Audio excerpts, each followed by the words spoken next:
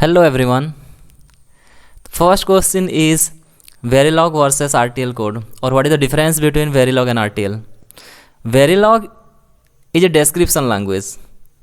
That's why it is also called HDL, hardware description language. And what it describes is the digital logic. It can be AND gate, OR gate, MUX, encoder, decoder, any memory element like RAM, counter, register, flip-flop.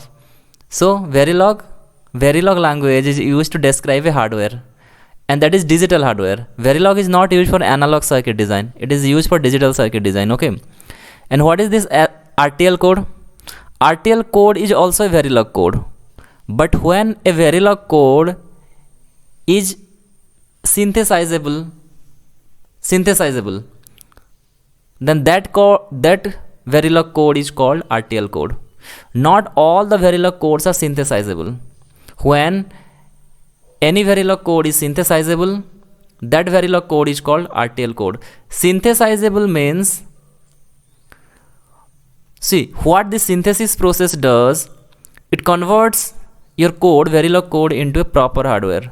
And proper hardware means the hardware is optimized. If the hardware is optimized in terms of time, area and power, then that is called proper hardware.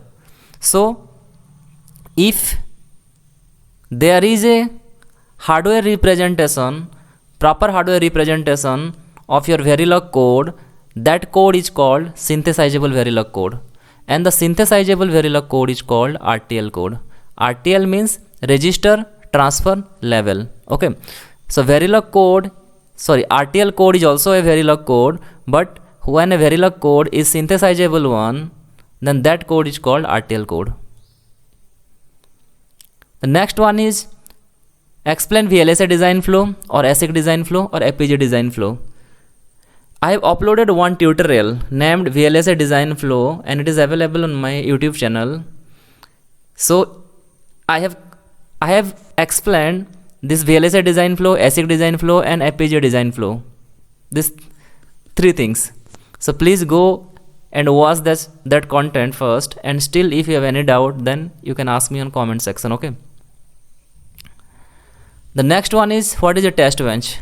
Test bench is used to check the functionality of your design or your Verilog or RTL module. Okay. So once you write your Verilog code, then that Verilog code has to be tested.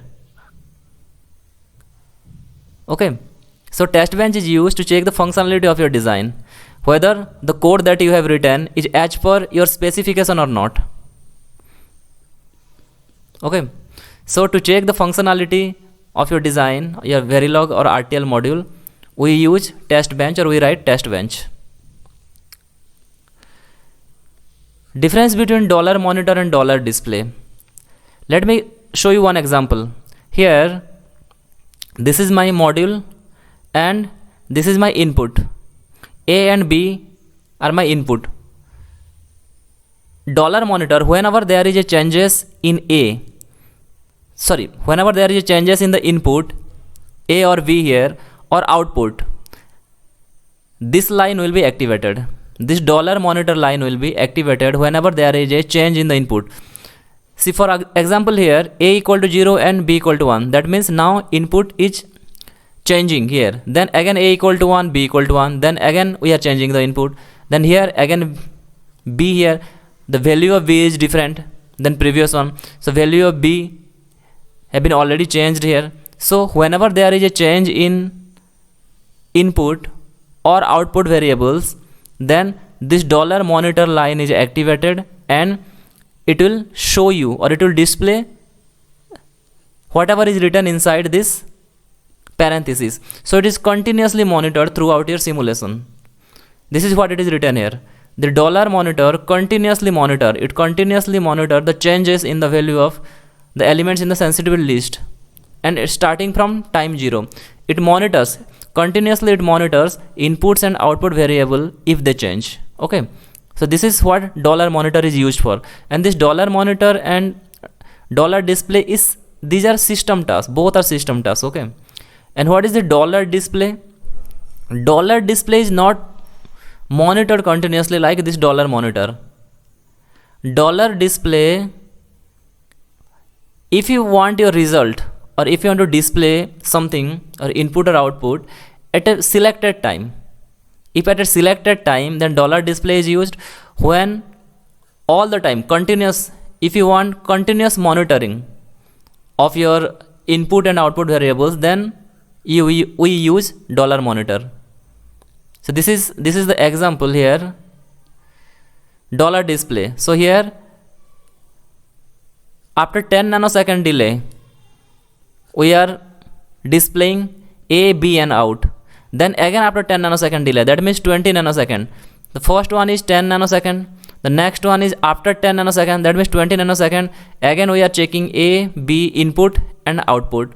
Then again after 10 nanosecond means at 30 nanosecond we are displaying A, B and your output.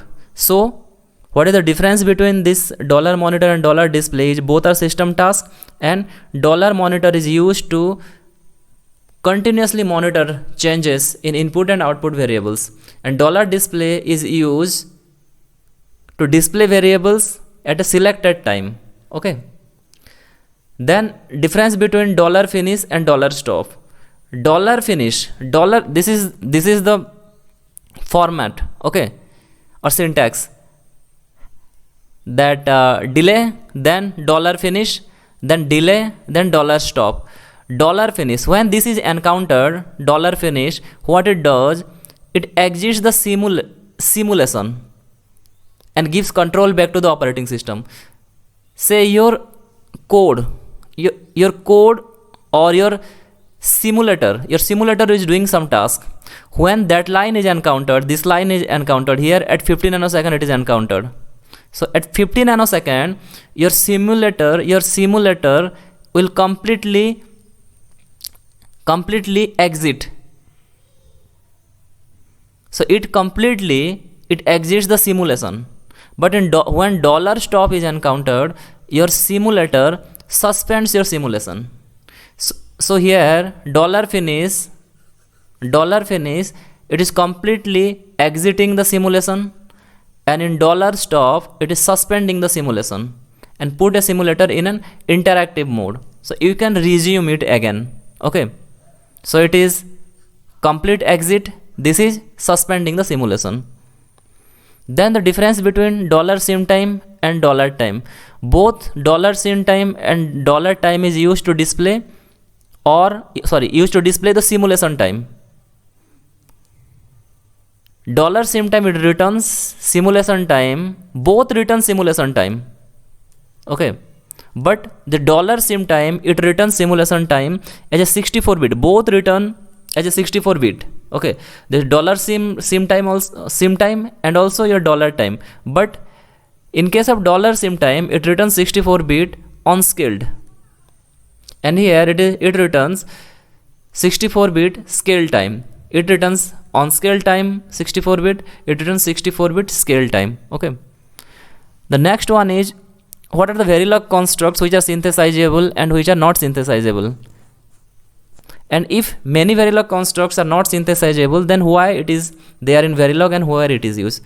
So these are the list of synthesizable Verilog constructs. This is the list, then this is the list. Then these are the operators which are synthesizable in Verilog, and which are not synthesizable is this one: delay, initial, repeat, wait, all these things. Then this one, all these things are not synthesizable. That means if you write delay, initial, repeat, wait in your module, Verilog module, then there is no proper hardware for that particular piece of Verilog code.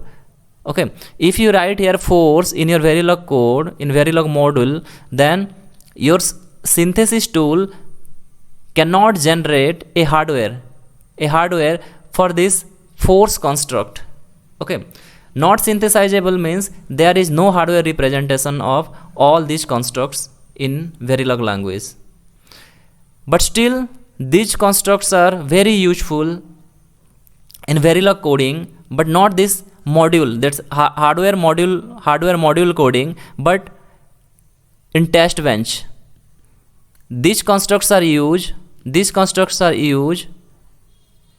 while writing test bench to check the functionality of your design. These constructs are very very useful, and these constructs have their own advantage. Okay,